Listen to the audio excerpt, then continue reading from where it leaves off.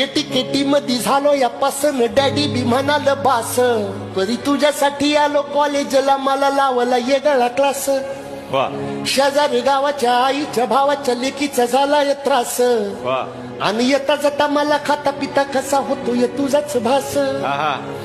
आग करून खर्च लगीन लावू थाटात आणि तू तर साधा हात देईना हातात एक जीव झाल्या वाणी राहू दोघ जोडीनं म्या दारू बिरू सोडीन येणे झाल्या राणी